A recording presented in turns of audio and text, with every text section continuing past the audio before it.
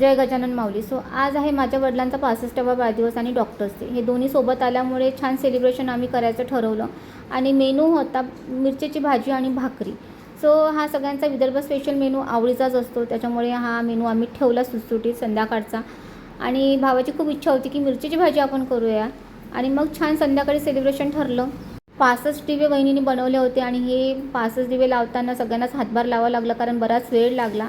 मी छोटासा केक पप्पांसाठी आणला होता. पप्पांना हे सगळं आवडत नाही, केक वगैरे आमच्या घरी कोणालाही आवडत नाही, पण मी निर्वीसाठी म्हणून मी आणला. पप्पांना म्हटलं ठीक आहे, छोटासाच घेते. आणि मग मम्मीनी आणि सगळ्यांनी पप्पांना ओवाळलं. सेलिब्रेशन सुरू झालं. 65 दिव्यांनी, वहिन्यांनी आणि आयांनी सगळ्यांना ओवाळलं पप्पांना. आणि खरं सांगते, पप्पा घरातले लहान आहेत आणि सर्वांचे लाडके आहेत. मुलींचे पण लाडके आहेत, कारण ते असे आहेत की त्यांच्याकडे काका म्हणून सगळेजण आपलं शेअर करतात, आनंदाचे क्षण शेअर करतात आणि सगळ्यांचे हसीखुशीत ते सहभागी असतात. आणि माझ्यासाठी तर माझ्या वडिलांनी काय केलं हे सांगायलाच नको, कारण प्रत्येक नशिबाने घ्यावं लागतं म्हणतात प्रत्येक नातं. तेही माझ्या आयुष्यातलं ब्लेस्ड नातं आहे, कारण गेले 5 वर्ष झाले ते माझ्यासोबत, तेही सफर झालेले आहेत. मानसिक त्रास त्यांनाही झालेला आहे, मानसिक स्वास्थ्य त्यांचंही बिघडलं होतं.